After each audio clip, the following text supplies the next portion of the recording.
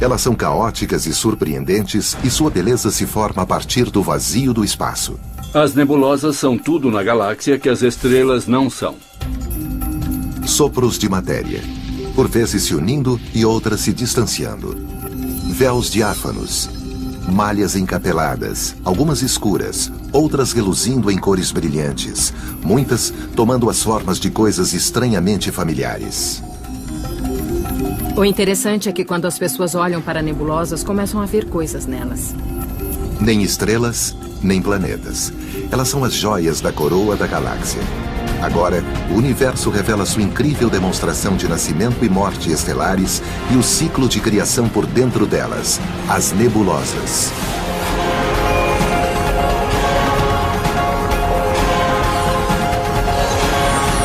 O universo. Nebulosas. Esta é uma das fotografias do espaço mais famosas do mundo. Na visão do telescópio espacial Hubble, ela mostra os pilares da criação. Enormes colunas de poeira e gás, com 7 anos-luz de extensão. Por maiores que sejam, os pilares são apenas uma parte bem pequena de um imenso berçário de estrelas a 6.500 anos-luz da Terra, chamado Nebulosa da Águia. Existem nebulosas de todo tipo espalhadas entre as estrelas no espaço e estão entre os espetáculos mais surpreendentes da nossa galáxia ou de qualquer outra. As nebulosas são lindas, todas elas. Elas realmente impressionam. Derivadas da palavra grega para nuvem, as nebulosas são exatamente isso. Nuvens de gás e poeira interestelar raramente visíveis a olho nu. Mas com telescópios no espaço e na Terra, sua beleza é revelada. Destacando, refletindo ou obscurecendo a luz da galáxia, são regiões onde as estrelas nascem, onde as estrelas morrem e onde explosões destroem a trama do contínuo espaço-tempo. As nebulosas têm formas fantásticas, como as nuvens no céu em um dia de verão. Elas frequentemente evocam imagens muito familiares para nós. Nebulosa da Roseta. Imagens de flores. Nebulosa da Formiga. Imagens de insetos. Nebulosa da Cabeça de Bruxa. Imagens de pessoas. Quando as pessoas olham as nebulosas como um teste de Rorschach, elas começam a ver coisas nelas. Embora as nebulosas recebam números nos catálogos astronômicos, muitas também têm nomes inspirados em sua localização ou forma. Não é difícil, por exemplo, ver por que esta se chama Nebulosa da Borboleta. Ou porque esta é conhecida como Nebulosa Cabeça de Cavalo. E a lista continua. A Nebulosa de Órion. A Nebulosa Cabeça de Fantasma. A Nebulosa da Raia. A Nebulosa da Hélice. A Nebulosa Olho de Gato. A Nebulosa da América do Norte. A Nebulosa do Pelicano. As surpreendentes formas que as nebulosas assumem faz com que sejam consideradas as atrações turísticas da galáxia. Se você está com a família em um disco voador e estiver passeando pela Via Láctea procurando um lugar interessante para parar, você vai parar numa nebulosa. Assim como as atrações turísticas na Terra, as nebulosas nos convidam a olhá-las mais de perto. Cara, é uma escalada. Uma das maiores atrações no céu noturno é a Grande Nebulosa de Órion. Uma das poucas que se pode ver a olho nu. Em uma noite limpa, ela aparece como uma estrela desfocada na estrada de Órion. Provavelmente a constelação mais conhecida no céu. E a Nebulosa de Órion é a mais ativa área de formação de estrelas em nossa galáxia. Ela ilumina o céu como nenhuma outra. Ela é das grandes. Em termos de nebulosas, é a placa de Hollywood. E o motivo pelo qual os viajantes querem chegar perto de atrações turísticas é o mesmo pelo qual os astrônomos querem dar uma olhada mais de perto nas nebulosas. Ambos querem tirar fotos. Isso. Afinal, a graça, o turismo, quer seja terreno ou astronômico, está nas fotos. Isso, bem aí. As fotografias de nebulosas ocupam um nicho muito especial. Um nicho muito importante, creio eu. Porque elas realmente estão no auge. Elas estão na confluência da arte e da ciência. Mas para conseguir boas fotos de uma nebulosa, não basta apenas apontar a câmera e clicar. Nas montanhas ao norte de San Diego, um grupo de astrônomos amadores tem um longo caminho a percorrer na busca por nebulosas e para tirar boas fotos. É um bom tempo de estrada, mas vale a pena vir aqui. Uma noite sob as estrelas, mesmo que eu não consiga nenhuma imagem, vale a pena. Só para ver o que eu não posso ver da minha casa. Com um equipamento tão complexo, esses entusiastas dizem que não estão apenas tirando fotos. Aqui a palavra usada é registro. E seus alvos favoritos são as nebulosas. Só de poder olhar para elas e imaginar o que está acontecendo lá naquela nuvem de gás e poder ver o lugar onde as estrelas estão se formando é uma experiência sensorial incrível, sem igual. Além de seus telescópios portáteis, o grupo também construiu um complexo de observatórios permanentes. Dentro do edifício que abriga seu telescópio de 50 centímetros, o experiente astrofotógrafo Alan Smallbone prende uma autocâmera especial ao visor. Ele está se preparando para registrar a nebulosa de Orion. Esse objeto representa um grande desafio para mim, porque tem áreas muito claras, tem áreas muito luminosas e tem áreas muito escuras. É um objeto muito difícil de fotografar com precisão. As câmeras digitais usadas pelos astrofotógrafos da atualidade emulam a visão colorida do próprio olho humano. Existem 3 tipos de células cônicas na retina, cada uma sensível à luz azul, verde ou vermelha. Por isso, essas cores são consideradas as cores primárias da luz. Mas a retina de uma astrocâmera é um chip de computador sensível apenas ao preto e branco. Portanto, para fazer fotos coloridas, ela utiliza filtros vermelho, verde e azul, fazendo pelo menos uma imagem de cada um. Isso geralmente é chamado de técnica RGB e é o padrão para produzir cores mais naturais.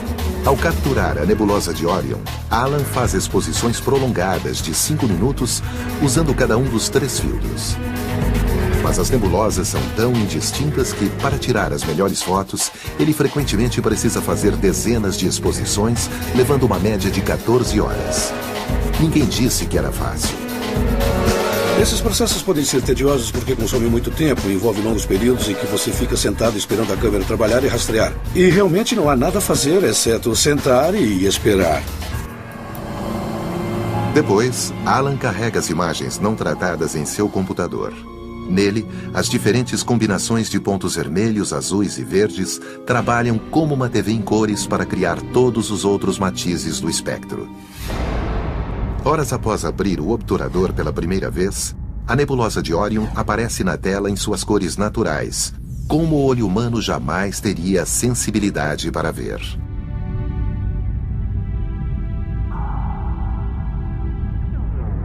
As incríveis imagens destas e de outras formações demonstram o motivo por que, quando o assunto são as nebulosas, a astrofotografia é indispensável. A combinação do telescópio e da câmera realmente permite que se veja detalhes e estruturas das nebulosas que você não teria condições de ver a olho nu, porque são muito fracas e difusas.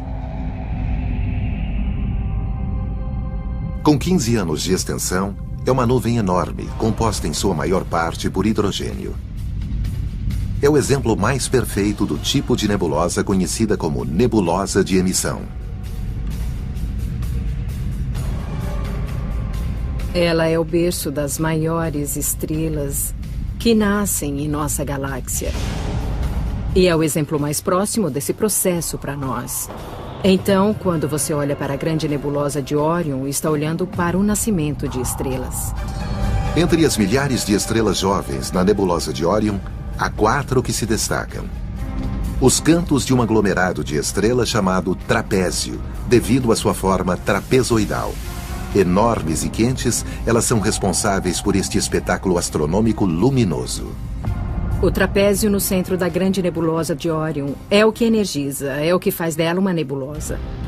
Se não tivesse as estrelas do trapézio, seria uma nuvem escura.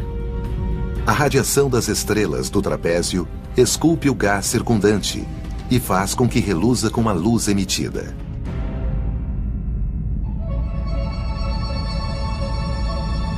Como seria voar através da nebulosa de Órion a bordo de uma nave espacial? Poderia ser mais ou menos assim. Esta é uma simulação de supercomputador incrivelmente precisa, baseada em dados detalhados do telescópio espacial Hubble e montada pelo astrônomo Robert Odell, da Universidade Vanderbilt. Ao penetrar a nuvem gigantesca, vemos as 4 estrelas brilhantes do trapézio, suas posições em 3D agora claramente evidentes. De tão intensa, sua energia criou uma depressão no centro da nebulosa. As estrelas do trapézio são brilhantes que, se não fosse o realce dado por nossa tela, elas acobertariam o restante da nebulosa. Os glóbulos escuros, chamados proplídeos ou discos protoplanetários, são mantos de poeira cercando estrelas recém-formadas. E graças aos fortes ventos estelares do trapézio, são obrigados a assumir a forma de gota. Um deles mostra claramente um anel de destroços orbitando sua estrela central. Fortes evidências de que um novo sistema de planetas está se formando. Nossa rota de saída da nebulosa de Órion mostra o ângulo pelo qual enxergamos da Terra. Mas a 1.300 anos-luz de distância, para nós, não passa de uma pequena mancha no espaço. Imagine sua aparência apenas 4 anos-luz, a distância até a estrela mais próxima de nós. Se nós estivéssemos tão próximos da nebulosa de Órion quanto a estrela mais próxima está de nós, seria tão brilhante que nem saberíamos da existência do céu escuro. Nós não veríamos as outras estrelas. Nós praticamente não saberíamos das outras galáxias só pelo fato dela ser tão brilhante. Nós veríamos apenas a nebulosa de Órion e o Sol. Felizmente, vivemos em um ponto da galáxia onde os nossos telescópios e câmeras podem varrer os céus para isolar as joias que chamamos de nebulosas. Existem 5 tipos principais. As nebulosas de emissão, como Órion, são chamadas de regiões H2. H2 descreve o hidrogênio molecular, excitado por estrelas quentes para emitir luz. Em outros lugares, existem as nebulosas de reflexão, onde as estrelas brilhantes afastaram o gás circundante, deixando apenas poeira para refletir a luz das estrelas. As nebulosas planetárias são formadas durante os lentos estágios das estrelas comuns moribundas e produzem alguns dos espetáculos mais intrigantes de forma e cor na galáxia. Os gestos de supernova também são reminiscentes de mortes estelares, mas de estrelas enormes cuja vida termina em explosões imensas. E, finalmente, existem as nebulosas escuras, nuvens de gás e poeira interestelar visíveis, geralmente porque aparecem em silhueta contra as nebulosas brilhantes atrás delas. Com o tempo, as estrelas vão nascer dentro delas. Mas a origem das nuvens de estrelas, gás e poeira das galáxias é o fenômeno mais intrigante de todos. Brotando do misterioso meio interestelar, a charada das nebulosas é como podem se formar a partir daquilo que é praticamente um nada. O espaço e seu imenso vazio têm muito mais do que os olhos podem ver. Preenchendo as distâncias entre o Sol e todos os seus vizinhos galácticos está o meio interestelar, ou ISM. Quando pensamos na escuridão entre as estrelas, nós às vezes pensamos que não há mais nada lá, apenas o vácuo no espaço. Mas na verdade, até mesmo o chamado vácuo no espaço está cheio de poeira e gás. Mas ele é bem rarefeito. Quão rarefeito? Talvez melhor do que o melhor vácuo que podemos criar no planeta Terra. As partículas dentro do meio interestelar são 90% de átomos de hidrogênio, 10% de hélio e apenas rastros de outros elementos e partículas minúsculas de poeira. A existência do gás e da poeira ficam evidentes ao se observar a Via Láctea, o grupamento de estrelas que vemos em ângulo de nossa galáxia a partir da Terra. Lá, os espaços escuros parecem estar vazios, mas na realidade o oposto é verdadeiro. Aqueles espaços não estão desprovidos de estrelas. Na verdade, são poeira entre nós e as estrelas distantes no plano da nossa galáxia, e eles bloqueiam aquela luz. E você os vê em silhueta. As faixas negras de gás e poeira nos mostram onde o meio interestelar está se aglomerando para criar nebulosas em sua forma mais primordial. Vemos essas nebulosas escuras como sombras contra as estrelas ao fundo. A nebulosa da Cobra fica a 650 anos-luz de distância e tem aproximadamente 3 anos-luz de extensão. Outra mais escura ainda é Barnard 68, em honra a Edward Emerson Barnard, o astrônomo que a descobriu. Tais nebulosas podem ser espessas o suficiente para bloquear a luz das estrelas atrás delas, mas o gás e a poeira dentro ainda são bem ralos, pelo menos até a gravidade entrar em ação. A gravidade é atrativa. Como consequência, temos aglomerados de gás, não importa quão rarefeitos, sendo atraídos pela gravidade até haver grumos de material nuclear se condensando. À medida que a gravidade começa a comprimir o gás, ele começa a se aquecer bastante, gerando as temperaturas de uma estrela. As novas estrelas explodem e nascem, iluminando suas cercanias com um brilho colorido, e as nebulosas escuras restantes ficam destacadas. E como as nebulosas brilhantes, suas formas sugerem nomes. A nebulosa Tromba de Elefante, a nebulosa do Cone e a nebulosa da Chama, onde áreas escuras e claras criam uma das imagens mais dramáticas dos céus. As cores luminosas das regiões formadoras de estrelas vêm dos gases das nebulosas excitadas pela radiação ultravioleta invisível das estrelas novas nas proximidades que estão quentes. A luz ultravioleta daquelas estrelas está arrancando elétrons no gás em sua vizinhança. Esses elétrons ficam flutuando por dias ou semanas e então finalmente encontram um próton solitário ou outro núcleo positivamente carregado, e eles entrarão em suas órbitas. E quando fazem isso, eles emitem luz. Na Universidade de Rochester, o astrônomo Adam Frank compara a agitação de gases em uma nebulosa a um jogo de basquete. Este jogo de basquete é uma ótima analogia, embora terrestre, para o que acontece numa nebulosa. Aqui, tô passando! Aqui, ó! Passa, toca a bola! Aê! É isso aí! Vamos tocar, vamos distribuir a bola! Na quadra temos o Rochester enfrentando o NYU. Os jogadores de basquete são bem parecidos com as estrelas no centro de uma nebulosa. Quando algo excitante acontece na quadra, você vê a multidão ficando toda agitada. A multidão se levanta, torce, emite energia. Nesse caso, é energia sonora, mas na nebulosa seria luz. Esta é exatamente a mesma coisa que acontece quando um elétron é arrancado de um átomo. Fica voando por um tempo e então encontra outro átomo com o qual se recombinar. E ao mesmo tempo, ele emite energia.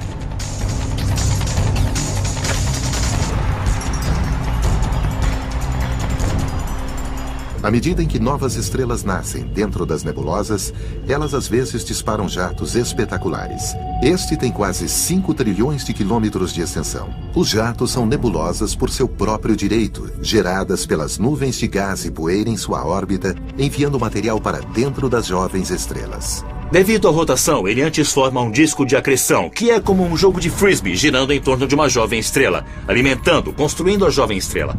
Mas sempre existem campos magnéticos no meio desse gás, e à medida que o disco gira, o material se acumula sobre as linhas de campo, como as chamamos. E ele gira e então é lançado para o espaço. Finalmente as linhas de campo são envergadas, colimando o jato, criando uma coluna de jato bem sólida. Assim como os jatos estelares, as nebulosas da galáxia exibem uma profusão de bolhas, ondas de choque, pilares e até montanhas. Estas são chamadas montanhas da criação.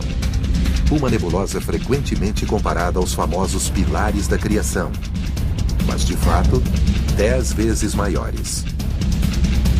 Embora tenham 70 anos-luz de extensão, esta imagem, feita em luz visível, revela uma aparência sutil. Mas veja o que acontece quando olhamos para uma foto do telescópio espacial Spitzer, que os vê em infravermelho. O comprimento de onda da luz infravermelha é ligeiramente mais longo do que aquele da luz visível. É mais vermelha do que a luz vermelha. Costumamos ver a luz infravermelha de corpos como os nossos, que são cálidos, mas não extremamente quentes. Já que a luz infravermelha é emitida por qualquer coisa que está quente, costuma ser usada para detectar calor. Nas câmeras especiais, cada temperatura é detectada com uma cor infravermelha, que nós não enxergamos. Depois, ela é traduzida para uma cor visível que podemos enxergar. É assim que o infravermelho pode usar o calor do corpo para mostrar alguns astrônomos amadores trabalhando na escuridão. De outro modo, teríamos que acender uma luz para poder vê-los.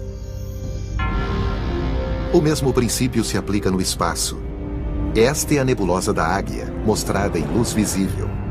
Mas o telescópio Spitzer, que usa infravermelho, a vê de uma maneira muito diferente, revelando uma região de poeira extremamente quente vista aqui em vermelho. Mas você tem de se perguntar o que poderia deixar a poeira tão quente? As estrelas na nebulosa? Não são luminosas nem quentes o bastante, mas talvez a explosão de uma supernova. Talvez a morte violenta de uma estrela. Uma supernova poderia produzir uma onda de choque enorme que poderia ter um impacto substancial, porque a nebulosa da Águia é o lar dos pilares da criação. Para os pilares não parece que vai ser muito bom. O grande problema é que aquela onda de choque da supernova, que está se expandindo a partir da estrela que está explodindo, cedo ou tarde vai atingir aqueles pilares. E quando atingir os pilares, vai evaporá-los e eles serão destruídos, deixando as estrelas que estão se formando nos pilares para trás. Mas todo aquele gás e poeira e aquelas belíssimas formas parecidas com pilares simplesmente vão desaparecer.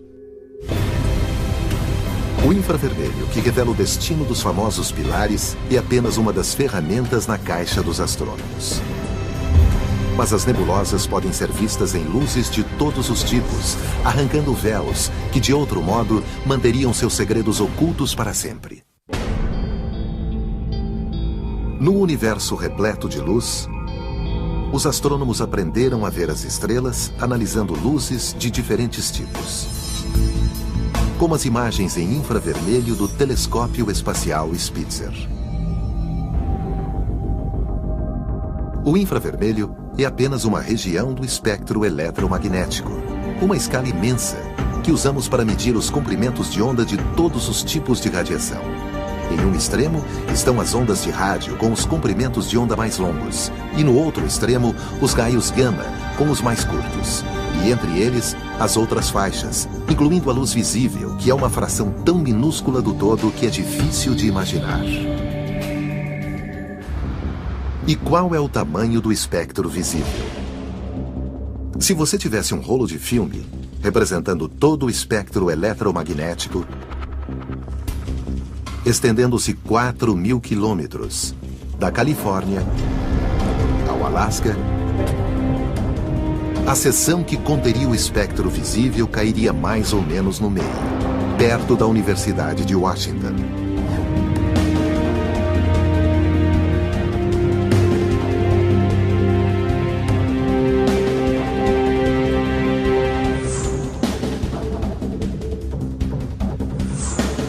Este quadro é todo o espectro visível. É apenas um quadro em mais de 3.000 quilômetros de filme e é tudo o que o olho humano consegue ver. A importância desse quadro é que as estrelas emitem quase toda a sua luz nesta parte do espectro. E embora a luz seja visível, ela ainda contém ferramentas ocultas que nos ajudam a explorar as nebulosas de maneiras que os nossos olhos não conseguem sozinhos. E esses segredos estão no próprio espectro. A luz visível nesta lâmpada vem do gás hidrogênio excitado pela eletricidade, formando um plasma incandescente, igual ao que acontece em uma nebulosa. Ao olhar a lâmpada através de uma grade de difração, podemos dividir a luz em 3 linhas estreitas no espectro, uma impressão digital virtual da luz produzida pelo hidrogênio. No espectro, você vê 3 linhas. Uma é vermelha, uma é azul claro e a outra é azul profundo. Esse padrão de comprimentos de onda é absolutamente único para o hidrogênio e não há maneira de confundir o hidrogênio no espectro de uma nebulosa com qualquer outro elemento. É como a multidão em nosso jogo de basquete. A massa de torcedores é composta por fãs individuais e cada um tem a sua própria voz. Vozes que poderíamos distinguir claramente se tivéssemos como isolá-las.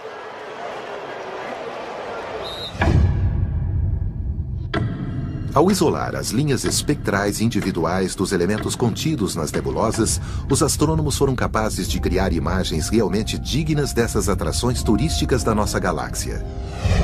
Ao usar os chamados filtros de banda estreita, correspondendo a linhas individuais, os astrônomos nos deram outra maneira de ver coisas que não podemos ver sozinhos. Quando o telescópio Hubble fotografou os pilares da criação, usou um filtro para isolar a linha vermelha mais luminosa do hidrogênio, outro para isolar a linha ainda mais vermelha do enxofre, e um terceiro para capturar o verde azulado do oxigênio. Zoltan Levey, um especialista em imagens, monta os componentes de modo a formar uma imagem totalmente colorida que revela mais do que a soma de suas partes.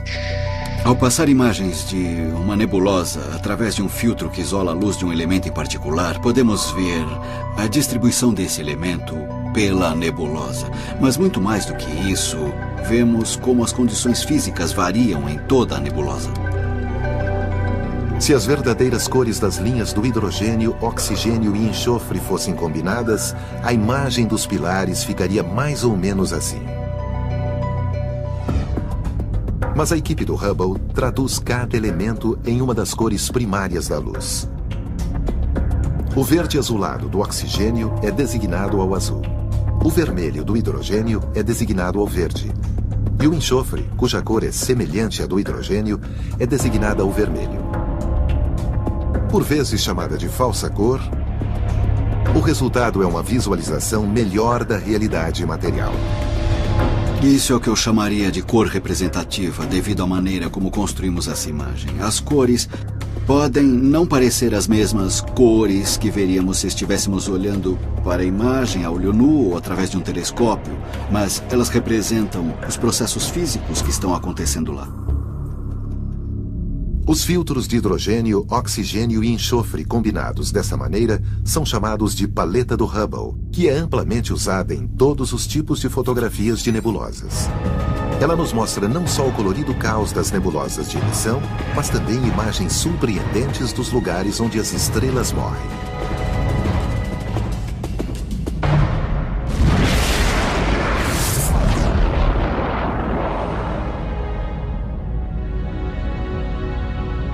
Essas joias belas e complexas que pontilham o cosmo, marcando a extinção de estrelas, chamam-se nebulosas planetárias, um termo cunhado em 1784.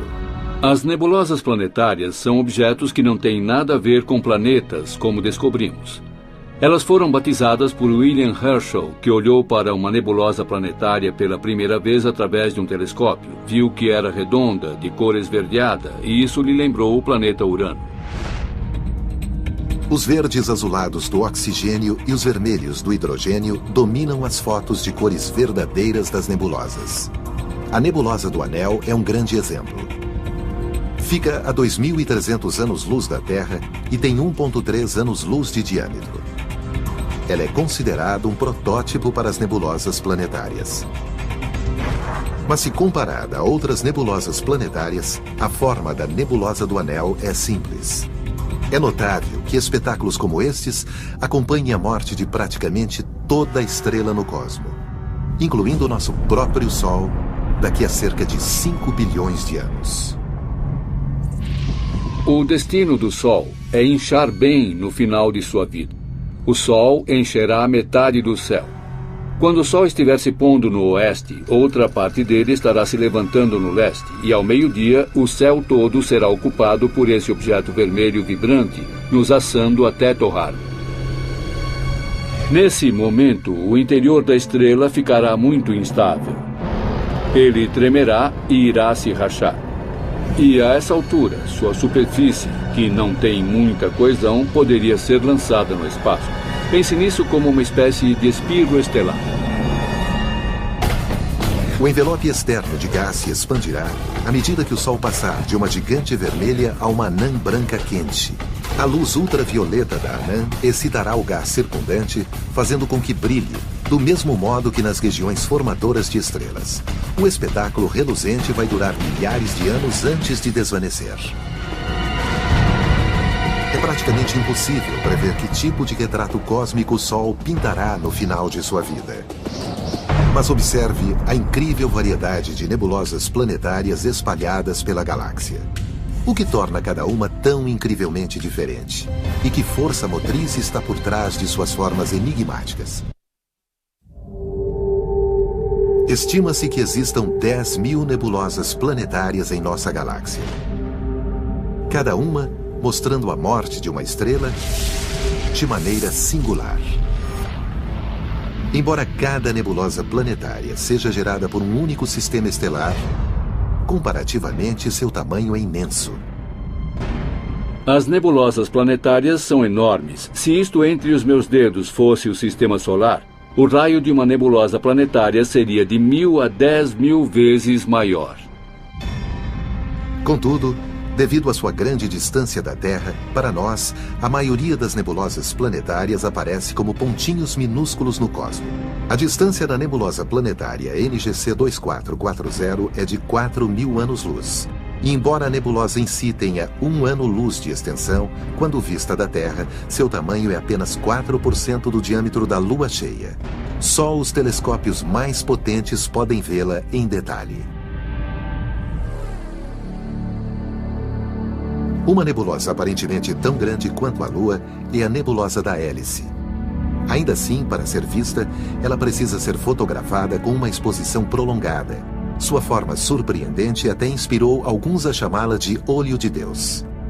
A cerca de 450 anos-luz de distância, está entre as nebulosas planetárias mais próximas da Terra. Como tal, tem sido estudada intensamente. Esta foto do telescópio espacial Hubble é uma das imagens astronômicas mais detalhadas já feitas. Entre as surpresas que ela revela, estranhos nós, parecidos com raios de roda, estão dentro da nebulosa. Eles chamaram de nós cometários, talvez pensando que eram cometas antigos em torno da estrela, quando de fato são apenas uma interação natural da luz da estrela com o gás. Quando a luz da estrela é projetada, ela choca com o gás. É mais ou menos como jogar água fria no fogo. E isso faz com que o gás se recurve e se fragmente. As cores vistosas vistas nas fotos das nebulosas planetárias enganam. Se uma nave espacial estivesse próxima da estrela central da nebulosa da Hélice, por exemplo, o gás incandescente seria praticamente invisível, de tão molecular. Essa imagem só começaria a mudar se fôssemos para os extremos dessa nebulosa planetária. Nós teríamos de viajar cerca de 1000 vezes o raio do sistema solar antes de podermos ver o brilho dos gases da nebulosa planetária em si. E elas seriam bem parecidas com a aurora boreal que vemos aqui na Terra. Veríamos cores belíssimas. E então, pouco depois disso, terminaríamos nosso voo pela nebulosa e estaríamos nas profundezas do espaço. Olhando para trás, as cores da nebulosa são mais aparentes. De outro modo, o gás é molecular demais para ser visto, a não ser que olhemos através de todo o seu envelope de bilhões de quilômetros de espessura como estamos agora. Mas mesmo assim, precisamos de um realce. Os nossos olhos veem o já esperado vermelho do hidrogênio, mas mais cores aparecem e a estrutura se torna mais clara se a nossa nave espacial aplicar a paleta do Hubble à nossa visão. Ainda assim, a nossa visão da nebulosa é limitada por nossa posição. Assim como acontece na Terra, nós a vemos de apenas uma direção. Ela parece um anel alongado, mas a nossa nave espacial contorna a nebulosa e nos damos conta de que, de outro ângulo, tem uma aparência muito diferente. Ela não é um anel de gás, nem mesmo uma esfera, mas dois discos distintos se sobrepondo, possivelmente graças à descarga de gás da estrela central, em duas fases diferentes, em momentos diferentes, perto do final de seu ciclo de vida. As questões acerca das formas de nebulosas planetárias estão entre as mais desconcertantes de toda a astronomia. Vamos ver algumas das formas das nebulosas planetárias. Elas podem ser redondas, como a nebulosa fatia de limão, e até elípticas, como a nebulosa do espirógrafo e muitas outras. Até casos extremos, como a nebulosa da formiga e a nebulosa das lulas gêmeas, mais conhecida como M29.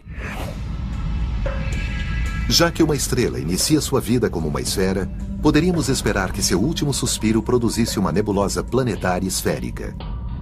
Mas, de fato, apenas 10% das nebulosas planetárias têm essa forma.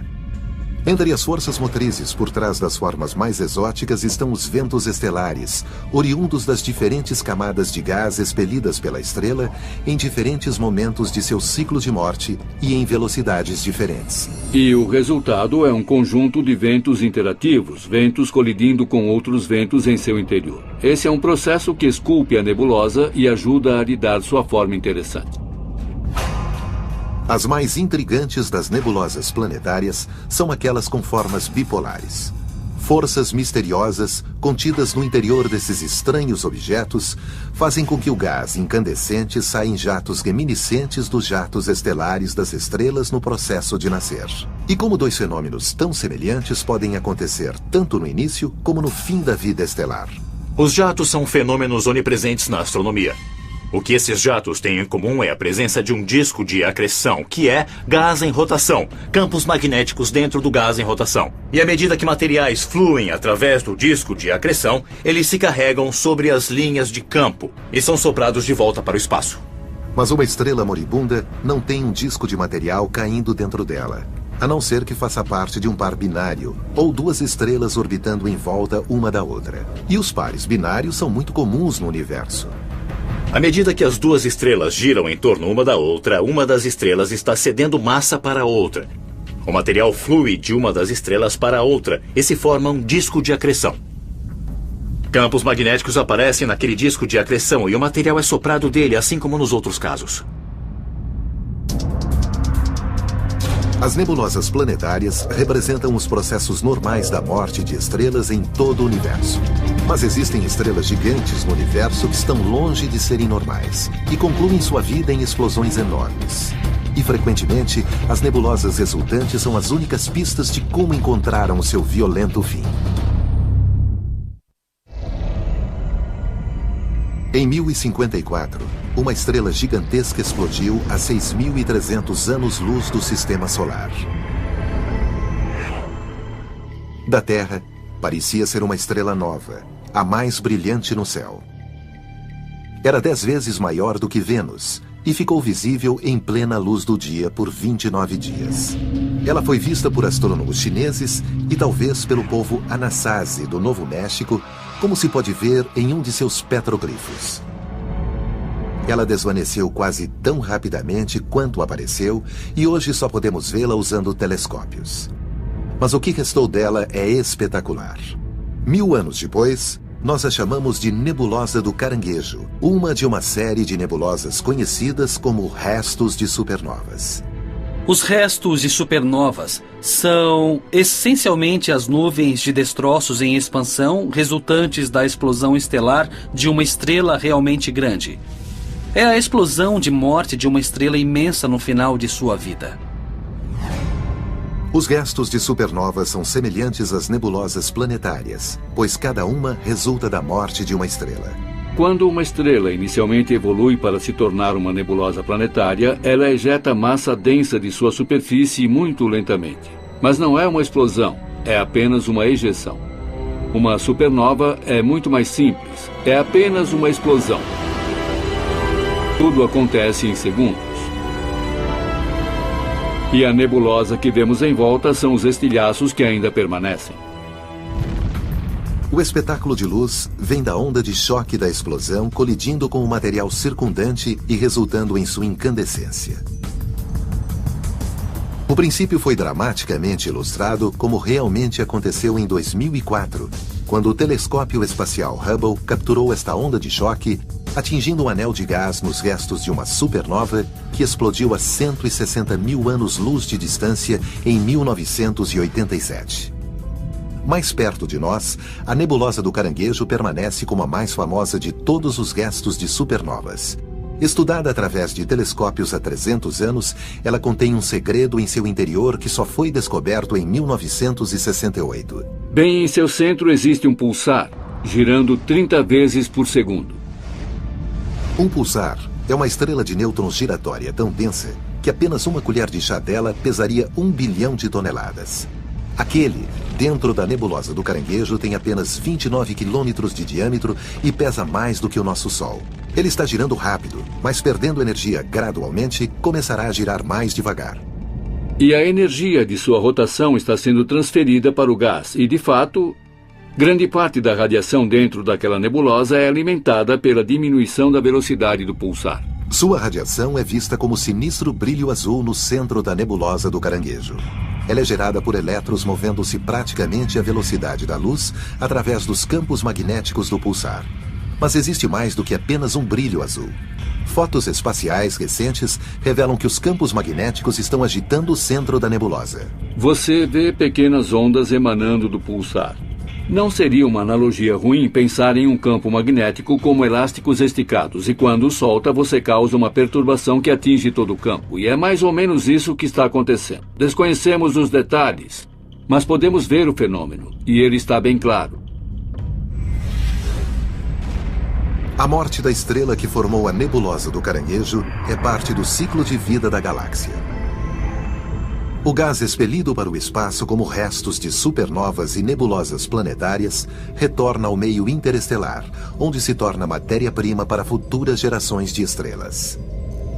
Esse processo não tem como continuar para sempre, porque temos uma quantidade finita de gás e hidrogênio. Cedo ou tarde, a maior parte do hidrogênio e do hélio que iluminam as estrelas é consumida e as estrelas apagam. A composição atual da Via Láctea é esta. 97% de sua massa vem das estrelas e 3% do gás. E quando uma estrela está se formando, essa reserva vai caindo, caindo e caindo. E é claro que a formação de estrelas será mais lenta, porque esse gás está ficando mais difícil de extrair, por assim dizer. Mas astrônomos usando o radiotelescópio Green Bank descobriram recentemente uma fonte de gás em uma nuvem imensa fora da Via Láctea. O que é mais interessante sobre essa nuvem, que foi chamada de nuvem de Smith, é que ela é gigantesca. Ela tem cerca de 1 milhão de vezes a massa do Sol dentro dela em gás e poeira. Mas essa nuvem está indo direto para a Via Láctea e daqui a 20 ou 40 milhões de anos ela vai colidir conosco.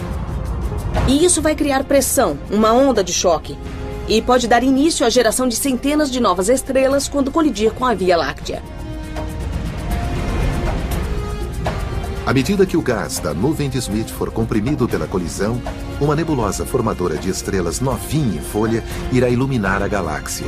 E o ciclo de vida do universo seguirá seu caminho.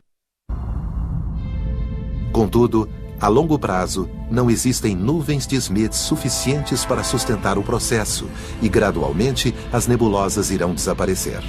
O universo tem cerca de 14 bilhões de anos de idade. Volte daqui a 100 bilhões de anos e olhe para a Via Láctea. Aquela grande e brilhante massa de estrelas não poderá mais se formar. Tudo o que restará serão antigos restos de estrelas que se formaram no passado distante. É um lugar monótono, um lugar muito sem graça. Nós vivemos em uma época empolgante na era do universo. Antes das estrelas se apagarem e antes do fim do reservatório de novos materiais para formar novas estrelas e planetas. É uma época privilegiada. Esta é uma época em que o céu ainda permanece repleto de espetáculos, como a grande nebulosa de Órion, os pilares da criação e o olho de Deus. Cada um, uma pequena maravilha da natureza na grande imensidão do universo.